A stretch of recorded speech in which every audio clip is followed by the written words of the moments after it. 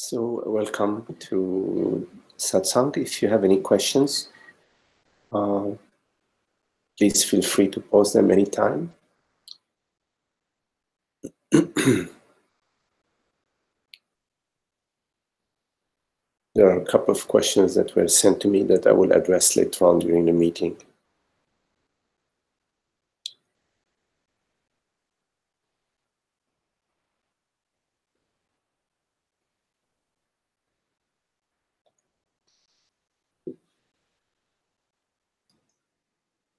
Hi, Magdi. Hello, Esther. I don't know, today I'm feeling very grateful for you and what you offer us. Thank you. Would you speak to living transparently and identifying with perception and not a perceiver?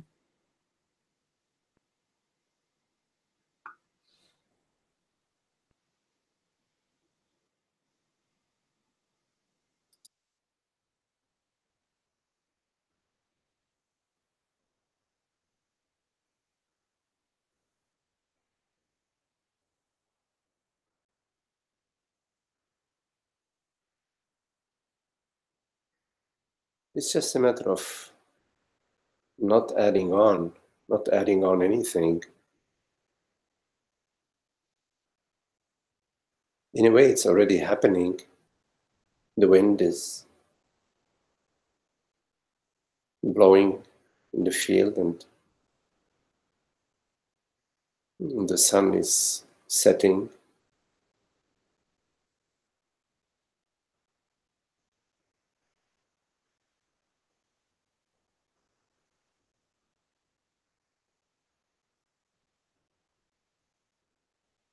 It doesn't need anything. It's not complicated.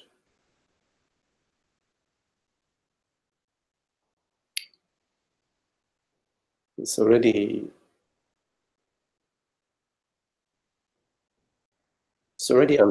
unfolding perfectly when we don't try to interfere.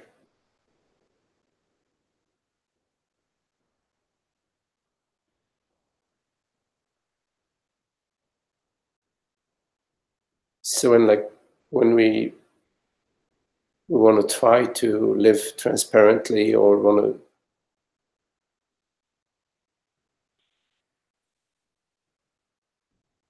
we're trying something, we are complicating things. So it's more about not trying. It's more about just relaxing into being. It's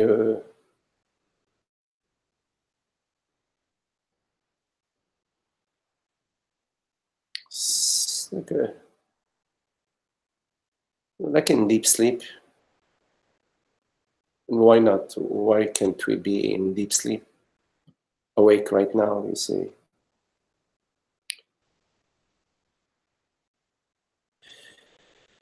So our thoughts arise. They arise like clouds. They don't. We give them a meaning, and we give them a substance that via what we add on, we complicate just what's unfolding by wanting things to be different, and with our ideas and our beliefs about things, about ourselves, about our life, about others. And I'm not sure that it's very helpful. Thank you.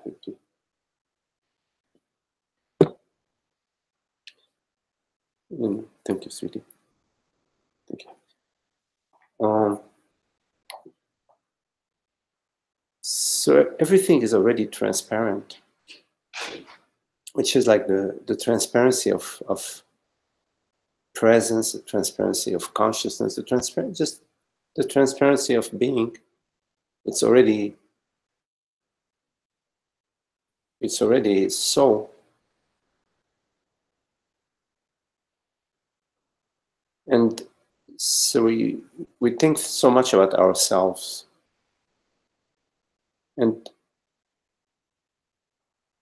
it makes things more complicated.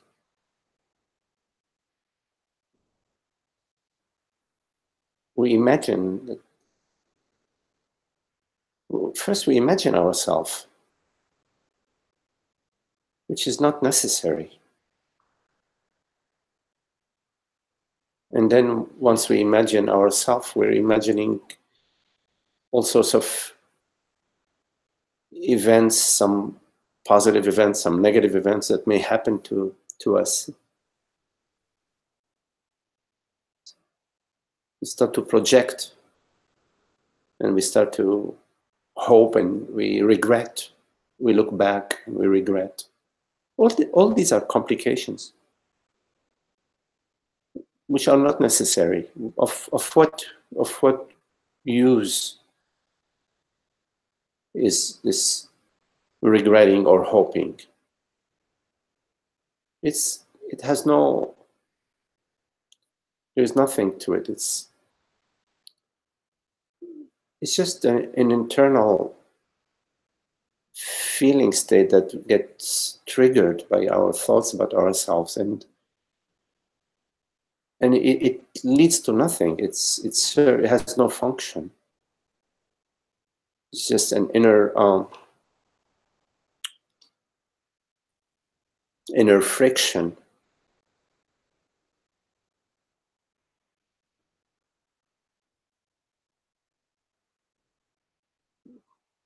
Maybe we should just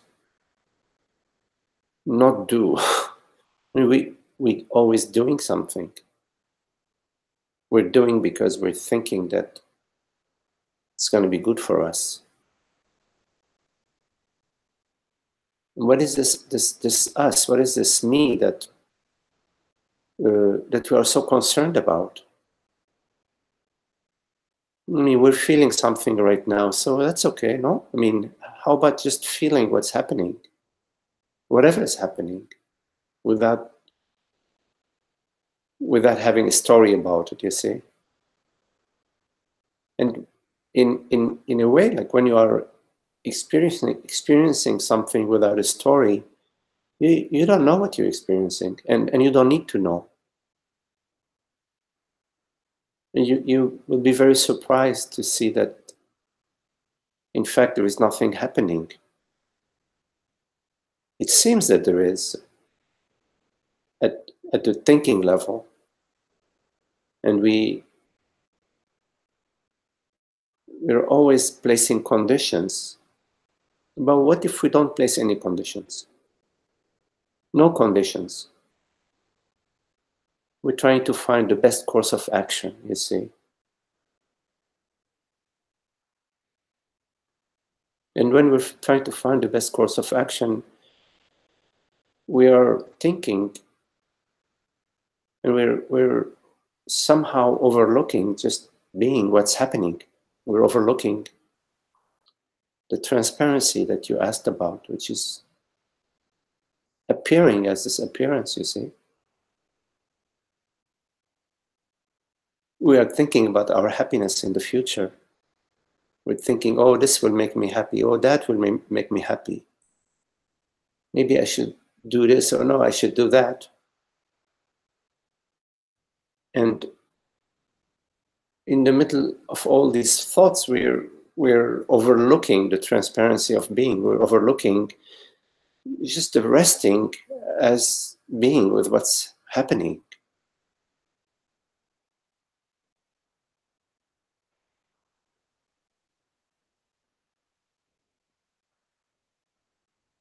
And so when we are living constantly concerned about ourselves, about our life, about our relationships, about our jobs, about our money, about our family,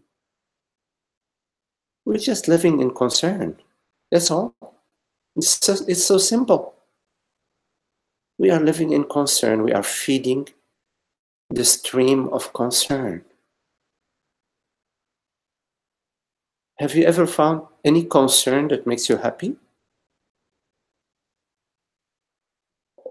All what concern does is makes you concerned, which is contracted. It makes you contracted and unhappy. We want to figure things out. There's nothing to figure out. It's all figured out already. Just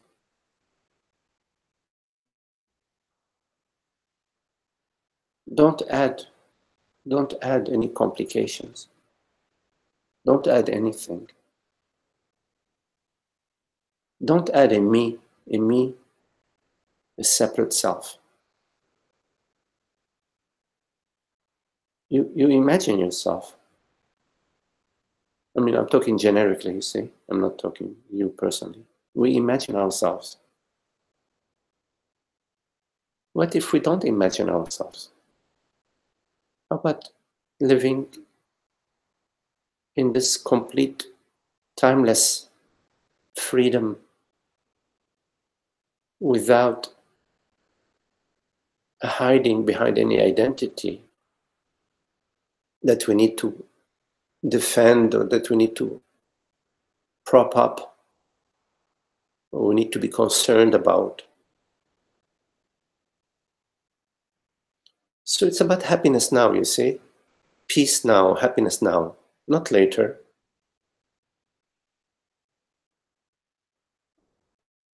So how to live? You live now in just the inner tranquility of being. You don't chase every thought that comes. You just remain as you are. You see, which goes against our belief that we need to manage our life. We need to manage it to make it go in a certain direction. All that is story, all that is complication, you see.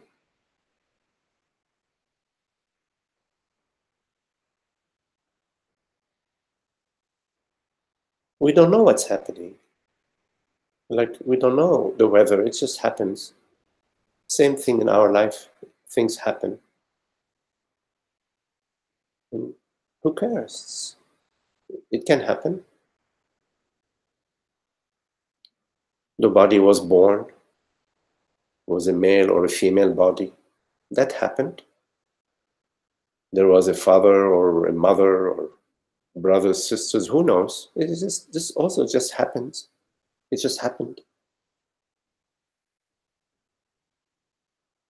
Maybe the body was in China, or maybe it was in the United States or in Europe. I don't know. That also happens. It's all just happening. And it's not personal. We're not so concerned about the weather. It rains, it snows, it's windy, it's sunny. Yes?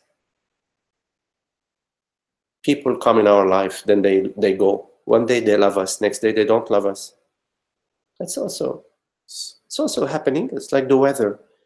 It's all okay. When it's sunny, we are happy. When it's rainy, we are unhappy. Why? Because we want it to be sunny all the time. That's complication. That's not the way to live.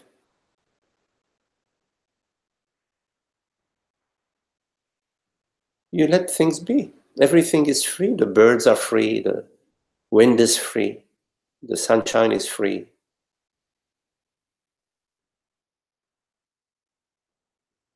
The people you meet are free. They come and go.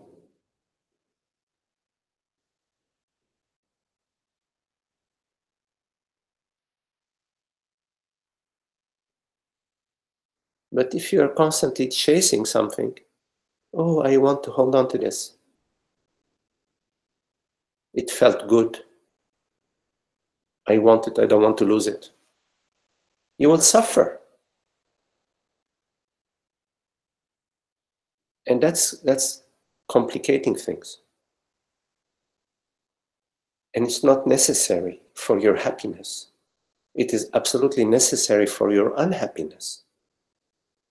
But for your happiness, it's not necessary to chase anything, to follow anything, to hold on to anything, to attach yourself to anything, to imagine yourself. Don't imagine yourself. What you imagine yourself is not what you are. It's just an image, a story, you see? It's okay for the movies. When you go to the movies, you watch a movie. There is a story. But in your life, you don't need a story.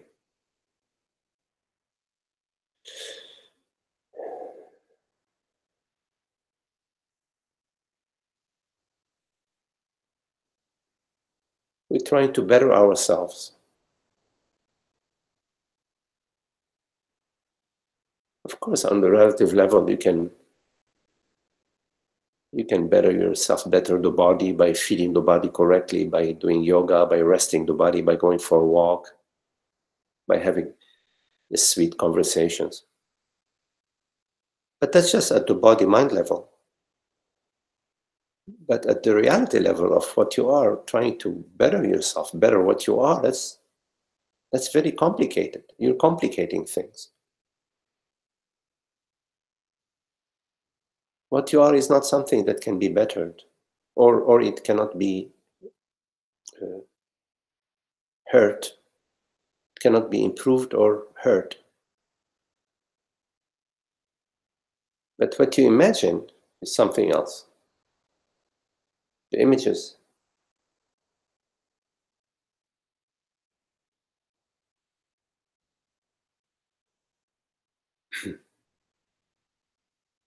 So the transparency is already. It's already. Just don't add anything to it. Don't add the me. Me with my stories, me with my concerns.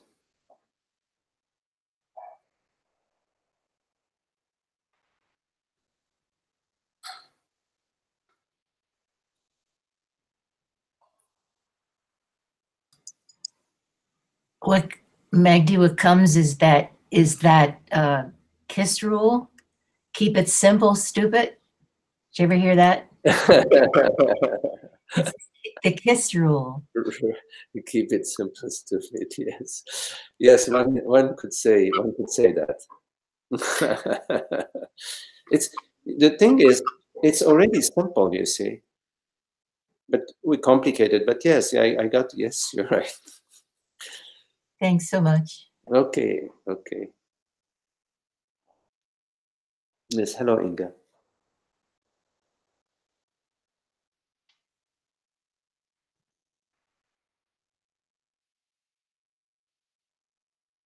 Just to enjoy the breath, enjoy.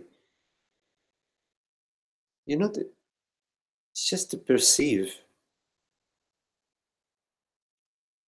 We don't perceive. We're moving so quickly in our thinking. Just take your time.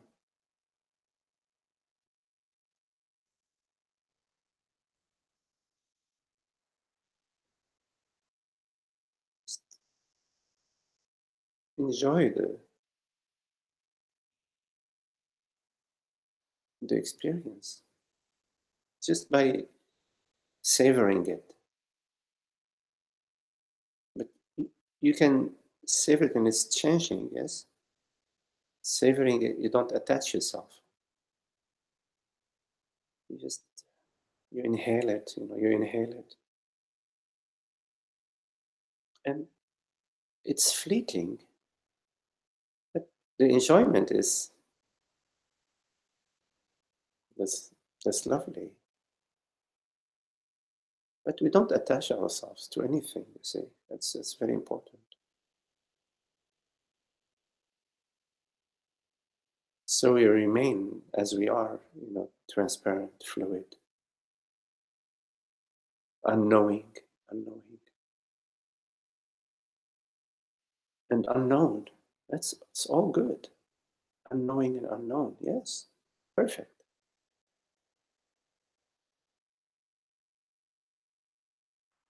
You don't need to know anything to be the love that you are. Nothing is needed to be known. It's all perfect as it is.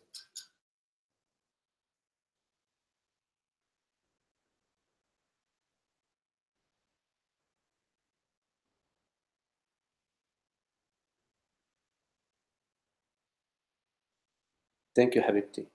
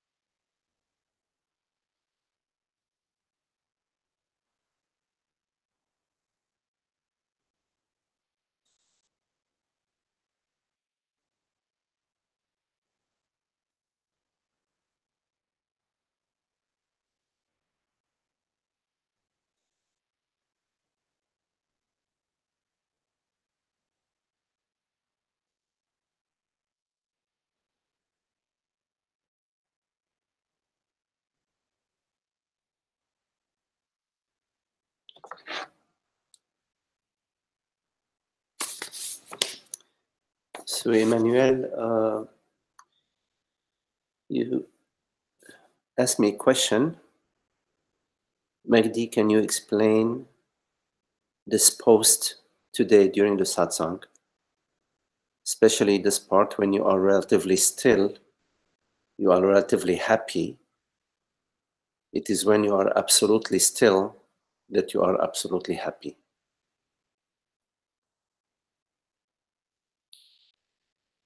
I'm going to read the post that I had written. It's titled Absolute Stillness.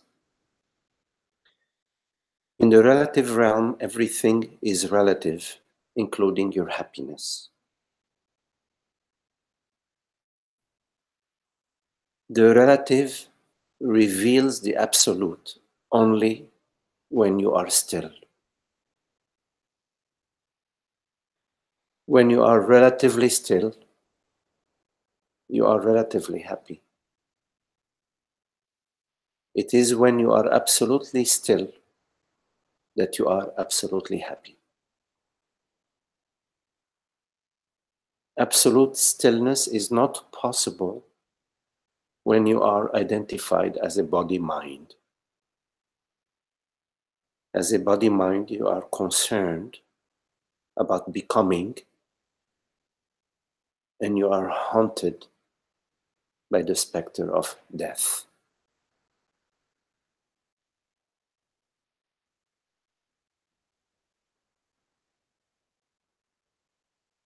So you asked to explain this post.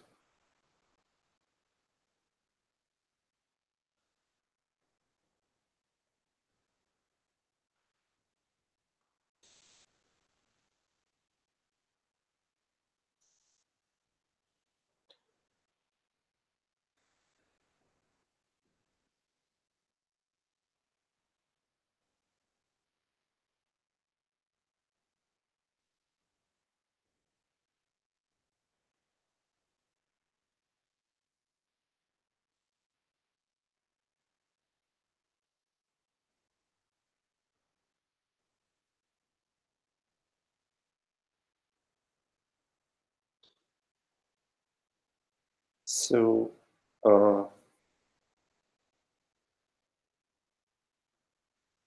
peace and stillness, like the stillness in deep sleep, where there is no one that is trying to fix anything, trying to get somewhere, trying to improve their life. trying to fix the past.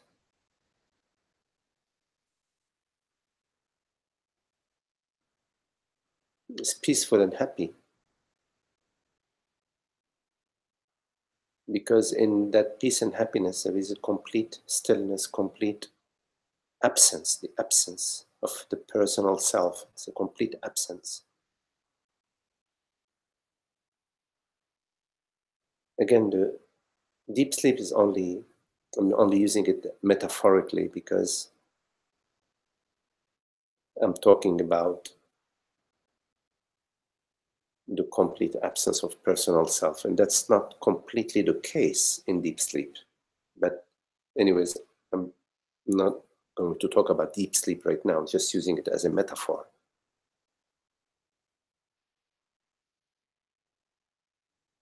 So it is in your absence, meaning the absence of any me activities, the absence of any personal doership,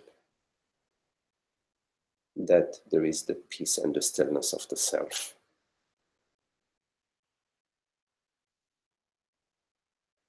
Relative stillness would be you are still, you are feeling peace and happiness relatively, relative to a certain situation, relative to a certain condition, relative to a certain experience that produced this peace or this stillness. For example, your girlfriend or your boyfriend loves you today and you are feeling a relative stillness, relative peace, a relative happiness. It's relative because it is conditional, your happiness and your peace, the stillness that you are experiencing, is conditional upon your partner, your boyfriend or your girlfriend loving you.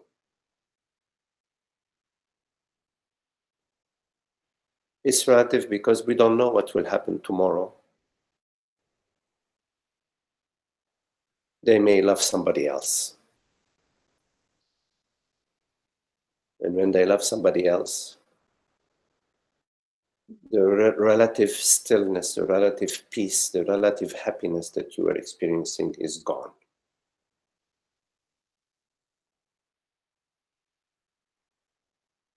And so you now are in turmoil and you're trying to figure out how to recover that friendship, how to recover that love, how to recover that happiness.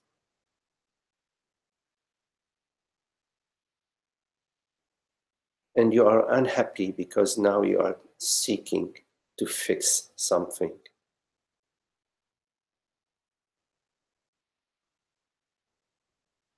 And you believe that this activity, which is unhappy, is going to bring you happiness. But it won't.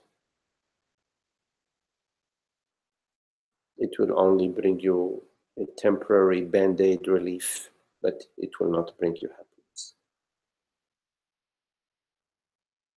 Happiness is absolute. It has no opposite, meaning it is not dependent on the weather, it is not dependent on your feelings, it is not dependent on the situation that you are experiencing right now, it is not dependent on your wealth, on your health, it is not dependent on somebody loving you or on you being popular or you being successful. Happiness is absolute. It has no conditions attached to it. Anything that has conditions attached to it is relative.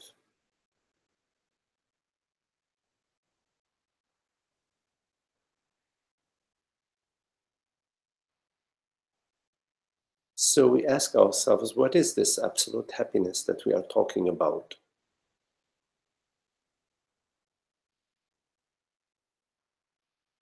What can produce it? And the fact is, whatever can be produced, whatever can be made, can be also destroyed. So therefore, the happiness that we are talking about, the absolute happiness, cannot be the result of anything. It cannot be the result of any situation, of any condition. It is beyond the realm of cause and effect. And there is only one thing which is beyond the realm of cause and effect, which is consciousness, awareness. I am aware. Awareness is aware. That is completely beyond cause and effect. It is uncaused. It is its own cause. And it is what we refer to as I awareness. I am aware. I am awareness. Aware that I am aware. So happiness and awareness, or happiness and consciousness, are one and the same. There is only one absolute. There aren't two absolutes, because if there were two absolutes, one would be relative. Absolute A would be relative to absolute B. So if you are interested in truth, which is also absolute, in reality, which is also absolute, in happiness, which is also absolute, then you must be interested in awareness. But you cannot be interested in the absolute as something that is separate from it, because if you are separate from the absolute, then the absolute is absolute relative to you.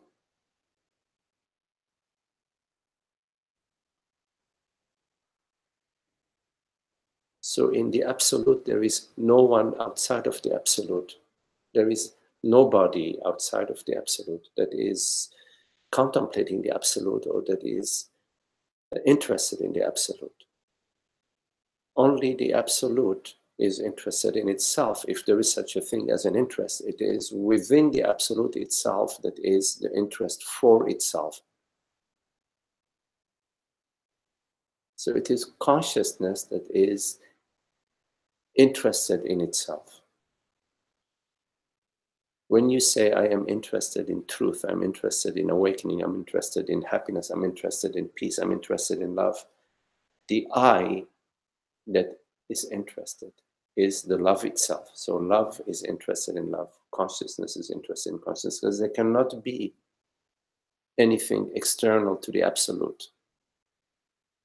Otherwise, your interest is in something relative. And this is how we live, most of us. We live pursuing relative things, pursuing money, pursuing relationships, pursuing family, pursuing positions and fame. And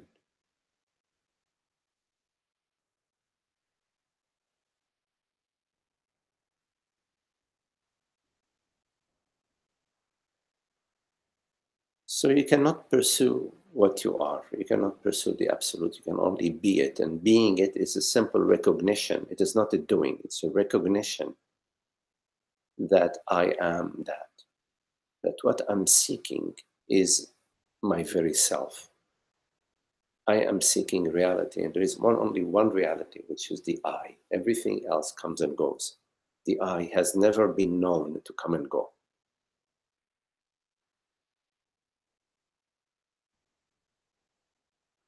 The I is timeless, borderless, formless,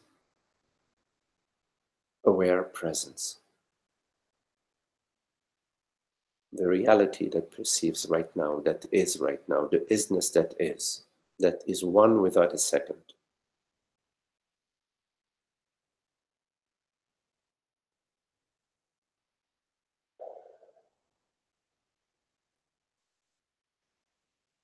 Hello, Isaac. You're right. Hello, Magdi. So real happiness cannot be experienced. Correct. Yes, Isaac. Real happiness cannot be experienced. There is only happiness. There isn't real and unreal happiness. What would be an unreal happiness? It's only happiness. Happiness cannot be experienced.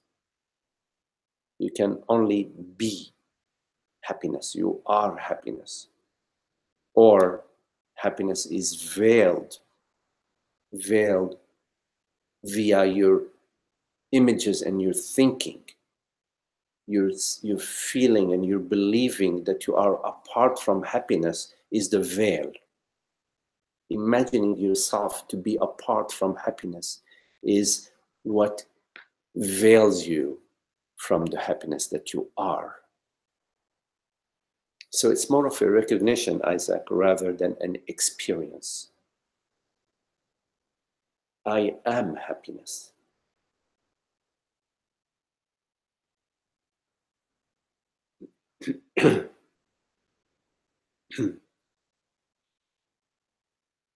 Because if I am separate from happiness, then I am happy, and then I am not happy. I'm happy, I'm not happy. But when I am happiness, is only that, only that, only that. The happiness and the amness are one. Never leave each other.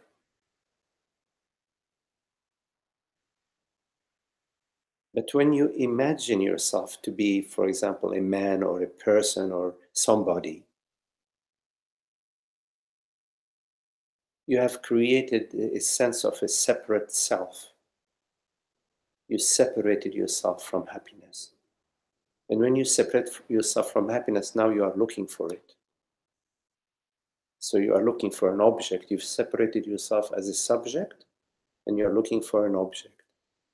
When you find the object, you are happy, then you lose the object, you are unhappy, you're looking for the object, the next object again. So it's really important not to confuse a feeling or a state with happiness. Happiness is not a feeling, it's not a state.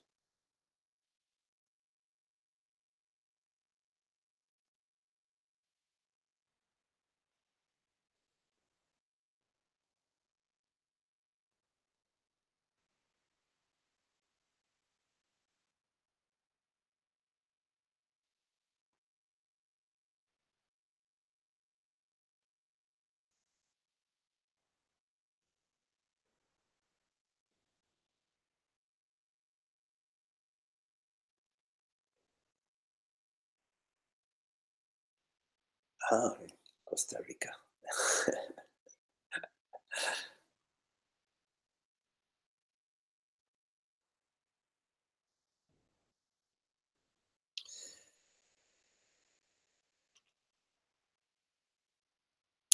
Any questions?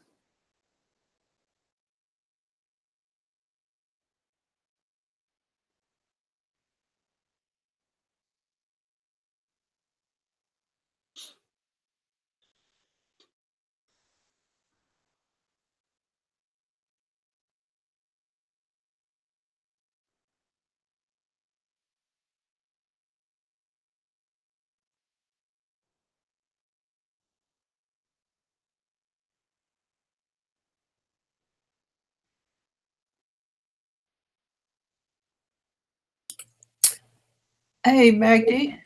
Yes, hello. This is Kate. Hello, Kate. How are you? I'm fine, Magdi. It's good to see you in your purple. I hope you didn't borrow it from Richard Purple. I never see him wearing his color, but anyway. Right. I have to safeguard it so he doesn't grab it. And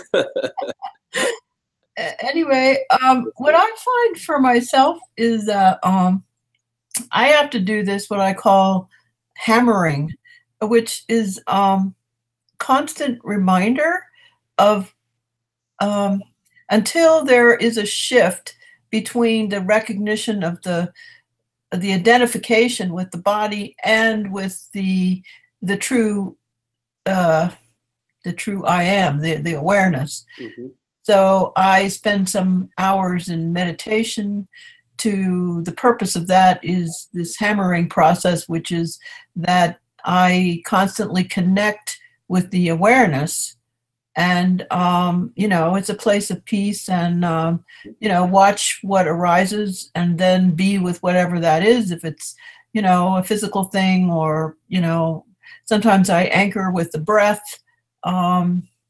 you know, anything that's present here and now, which is the breath or noises or bodily sensations, are all now, as opposed to the mind. And when I see the mind going, which the mind always goes to the past, to the present, or the future, then I realize, oh, I'm in the mind. So then I stop and I return to the present. So this seems to be this ongoing process that I know there's no doer, whatever, but it seems as though until there's this recognition that you talk about, that seems to be necessary. So anyway, I just wonder what you think about that.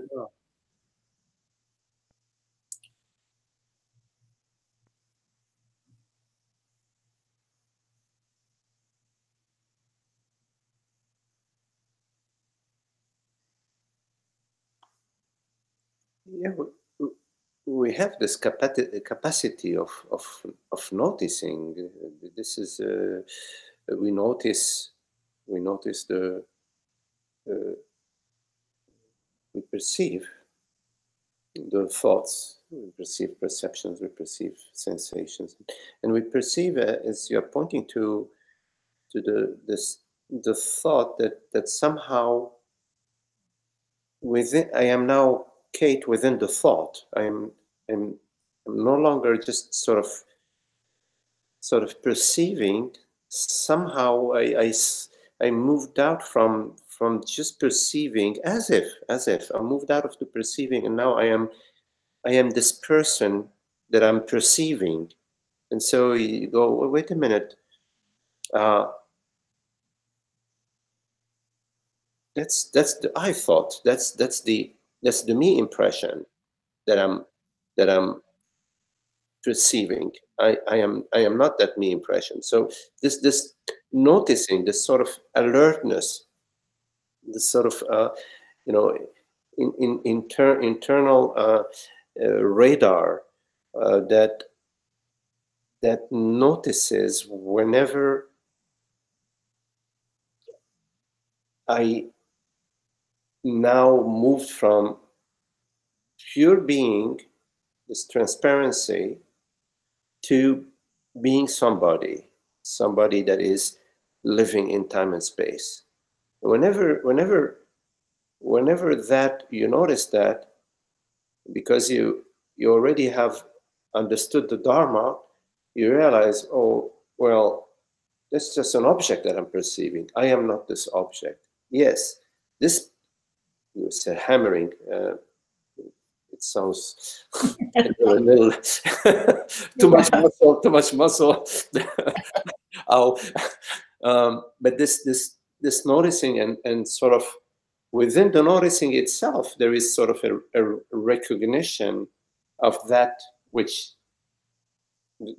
you're no longer that object when there is noticing, because you are the object much more when you're not noticing, when you're like, it's just, like the engine is just running, and then you notice, oh, this is that pattern, this is that belief structure, this is the reduction of consciousness to being Kate with her story, this and that happened, blah blah. You notice that in that moment of noticing, there is back to the silence, the peace, the stillness of noticing. You see, and that process, once it engages and you find that this is something that catches your interest in a way, it's a very good process, because this is how the thief, lives in the darkness, likes to live in the darkness. But when you're noticing, then there is a light of noticing, and the thief, the personal self, cannot exist in the light. You see, when the light is on, then it's seen to be just a confusing the rope for the snake. You see, oh no, it's just a rope. Yes, that's a good sadhana, and if it's a sadhana that's speaking for you, you're describing that's something that you're doing. That's very good. That's a good sadhana. That the alertness, that becomes natural to you. And then you will find that in your life, in your daily life, you slide less and less. You are taken over less and less by the snare of the personal self. Mm-hmm. Yeah. So okay. yes, it's and this way you will find that in your daily life you are living more and more as this awareness. It's sort of a natural process in a way, you know. It sort of grows on you that yes, you are this awareness, and sometimes there is a Kate that appears, and sometimes it's just the awareness. And when the Kate appears, sometimes she's noticed immediately. Sometimes it takes a couple of maybe a minute or whatever, but it is noticed, and there is an interest that's already there in noticing the false and recognizing the true. In noticing the false, the true is recognized within itself. You don't need to recognize the true, you only recognize the false. And in the recognition of the false, there is just the true that remains. Mm-hmm.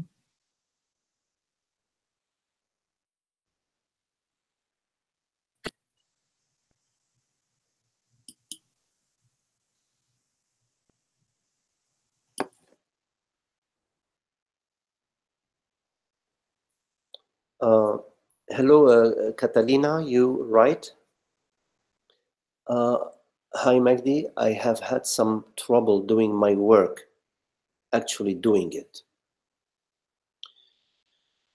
And lapses of rest and sleep extend for me in what seems a combination of non-doing, but also I have bills to pay.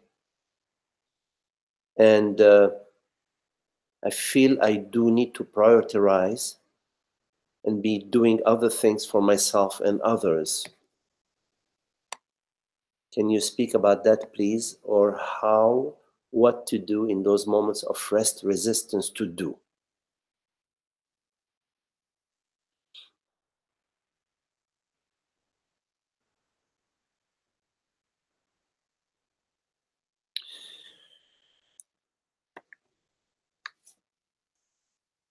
Well, Catalina, at the body-mind level in life, we do. There are things we do and we need to do. We need to feed the body, because the body requires feeding. We need to sheltering, food, shelter, and clothing. We need to socialize. We are a social tribe. We interact with each other. We're not isolationists. So in your waking state, in your life, you do.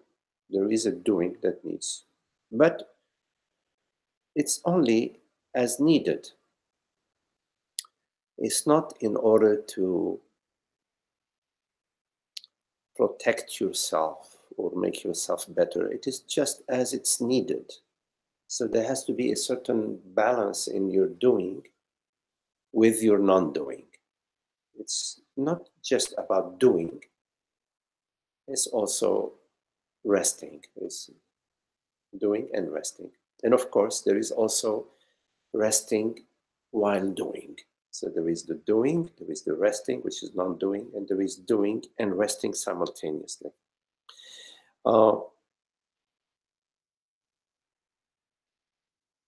In terms of things that you need to do in your life that are important for your life and for the people that you live with and that you interact with, you need to remain alert, engaged, open to the possibilities. You remain open. You invite yourself and you invite your environment to recognize that you are available and interested in doing whatever speaks to you, whatever is reasonable that can serve your livelihood. Everybody has to manage their livelihood. And it is all manageable and it's all available because grace is there that is giving everything. Without grace, we would not have oxygen to breathe, we would not have the gravity, we would not have all the food that grows in nature, we would not have the weather. Everything is given. There is ample abundance and ample opportunities. We just need to recognize that and open ourselves up to that. Now, if you find that you need to rest and it conflicts with your need to act, your need to do some things,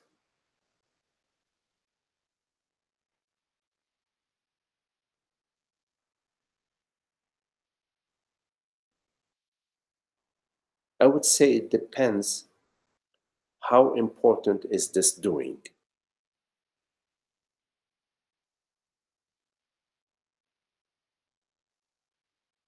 If what you need to do is a part of your commitment and part of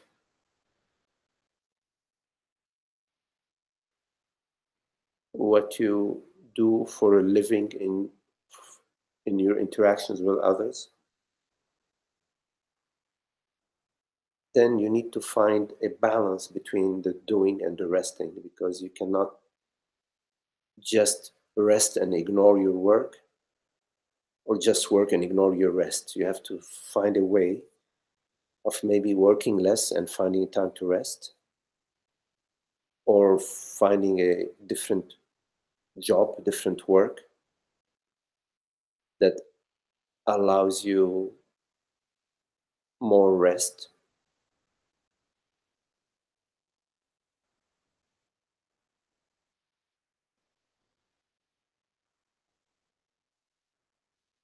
And it's important to rest when you need to rest, but to also be aware that sometimes we rest because we want to avoid, we're trying to avoid. To recognize that within yourself. Sometimes we feel like we need to rest, and 5 minutes later, we don't need to rest anymore. So there is a psychological tiredness sometimes that is very different from a physical tiredness or a mental tiredness. Mental tiredness is when you're very active mentally in your work or in your daily life, and you need to just sort of rest the mind, be quiet, be still. Physical tiredness, we all know that. Psychological tiredness is this tiredness that has to do with thoughts about me, with the feelings and the emotions. The psychological tiredness is the most exhausting tiredness of all, because there is no way to rest the body in order to rest the psychological tiredness, because even when you rest the body, you can still be spinning, you can still be thinking about yourself, about your life, about this and that. The only solution around the psychological exhaustion, the psychological tiredness, is to contemplate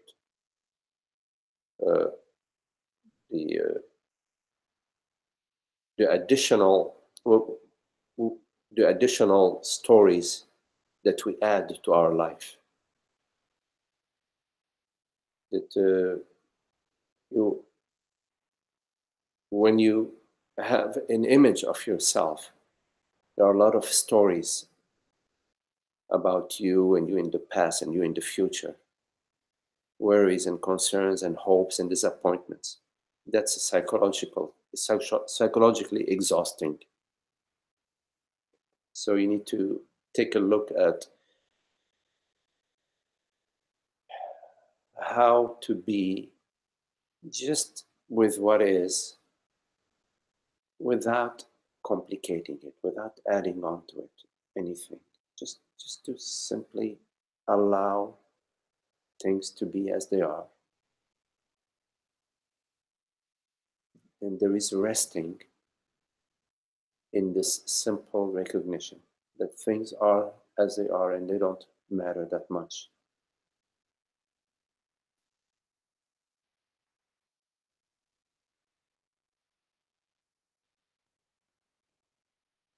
Yeah, you have to take care of your bills. If you have bills to pay, then be open to whatever activities are needed for you to pay your bills.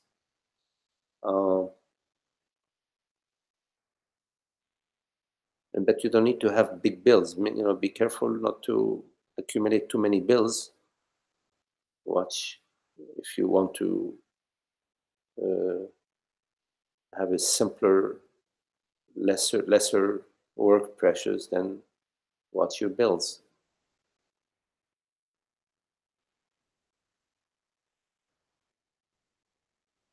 And also, don't worry so much about doing things for others, okay? It's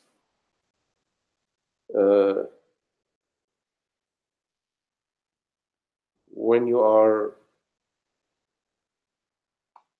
engaged in your life, in whatever activities you need to do, you are engaged with others. You are doing things with others and for others. We are all connected like a chain. It's one connection. We're all interconnected. Don't make yourself a martyr, or that you have to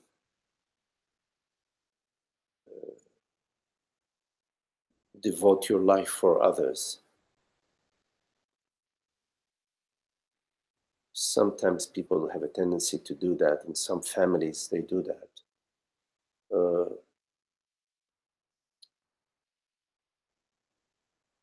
I would be watchful to engage into being a sacrificial lamb.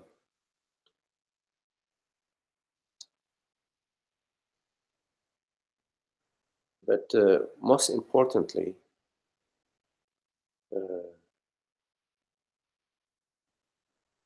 remain simple and open. Don't complicate things.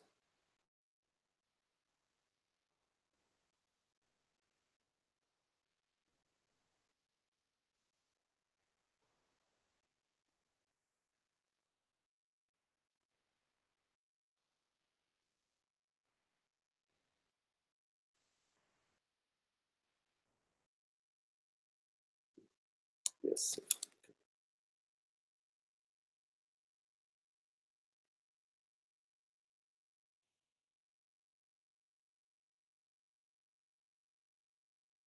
We worry too much.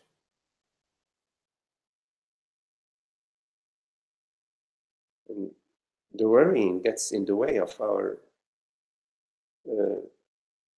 ability to be present, and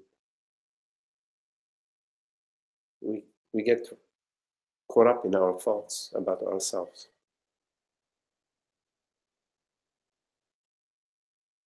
And it doesn't help in any way.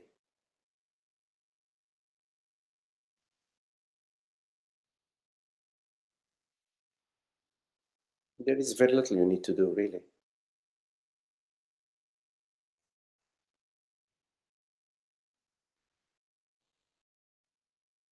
Trust also. Trust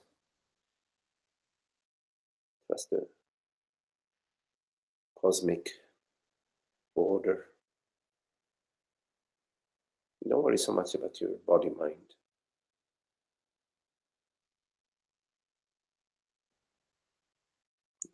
We're not going anywhere.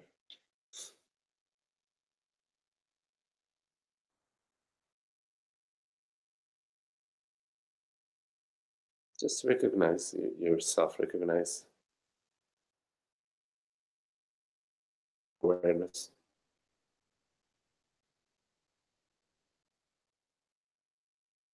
What you are. Recognize what you are. It's there, always.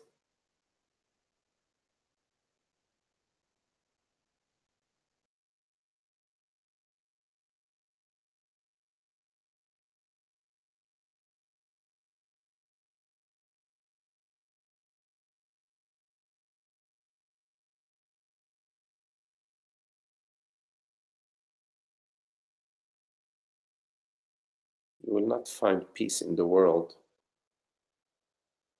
but you can bring the peace into the world by recognizing the peace that you are.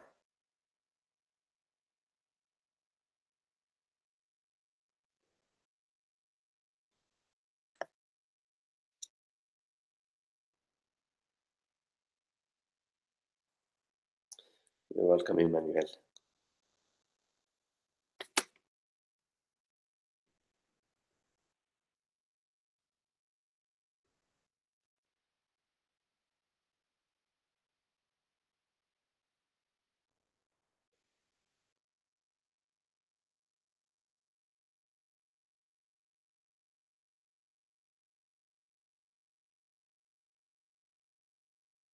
Any questions?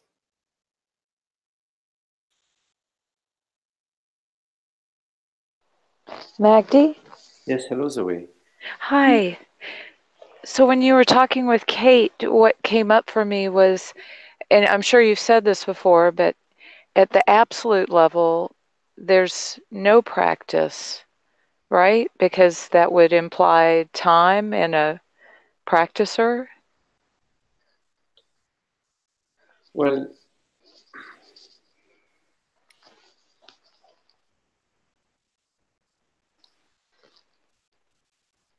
in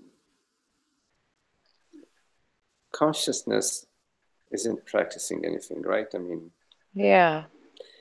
and when I say consciousness, I am not talking about something. I'm talking about reality, the reality that is, the isness that is. Or it's an isness that has no isness, nor does it have non-isness. But it's beyond being and non-being. Reality, Brahman, is beyond being and non-being, and is not doing any practices. But for you to come to that living experience, to the full recognition of Brahman as your very being, as your very self, as the one reality, it is not enough to comprehend that Brahman is the absolute. You have to come to that living experience, ongoing living experience in your life, that living reality, that living beingness in your life. That in your life, meaning in the timelessness of being. Mm. So, and that requires not just hearing the teaching and comprehending the teaching, but you also need to reflect deeply upon the teaching and meditate onto the teaching and live the teaching, which leads you to various sadhanas, one of which being the sadhanas that we were talking about with Kate, that of vigilance, an internal vigilance to the discernment. It's the viveka, discerning between the false, the unreal, and the real. Simply by noticing the unreal, by being vigilant to the unreal. Whenever the I thought arises and the me feeling arises, and the story starts to spin, there is a recognition. We can say to bring it back, or like it was saying, hammer it. Bring it back. These are ways of speaking, of course, you know. The Yeah. recognition is in itself sufficient, simply to recognize the personal self, then the recognition is right there. And the recognition is Brahman itself. It recognizes itself.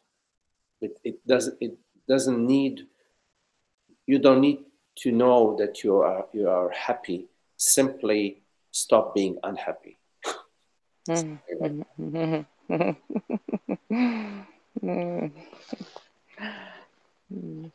So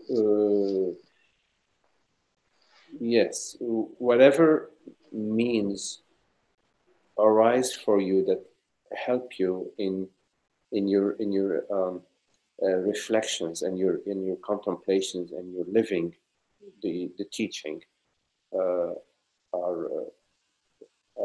important and good tools to be relied upon. Yes. Thank you. Yes. Yeah.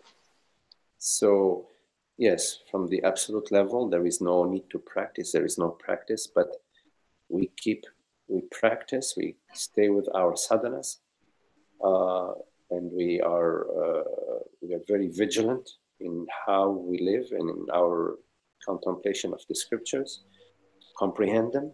We pose questions to understand. We apply in our life the dharmic principles that we understood. And at some point, the practice will dissolve your presence. Somebody needs to mute their. I'm unmuted. Let me Yeah. put my thing on. Thank you, Magdi. Okay, Zoe. So in general, I don't prescribe any practice, but the practice that you need will come to you, and it's not possible for you to simply listen to the Dharma, listen to the teaching, and continue to live as you are living, as you've been living, and come to the freedom of the self. That's not possible. There are going to be some sadhanas, some practices that will arise for you. They will arise naturally. They may arise out of our conversations. Something may strike you, may appeal to you as something that you want to revisit, which would be your practice, and one way of saying it. You may understand from our meetings that okay, you would like to take some time to sit every day, be quiet, and to contemplate the Dharma, and you do it because it arises for you, it resonates for you. It's not something that you force yourself to do. So whatever practices arise for you, that resonate for you, that speak for you, I would follow them. I would listen to my internal, what resonates for me internally.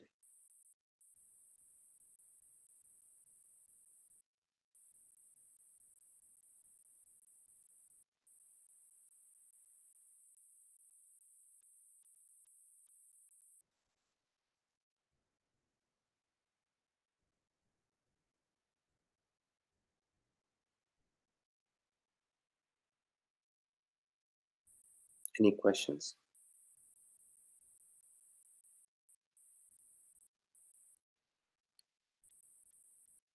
Okay, well, thank you all for your lovely satsang together here, and we'll get together again on Sunday. Namaste. Thank you all. Thank you. Thank you. Thank you. Okay.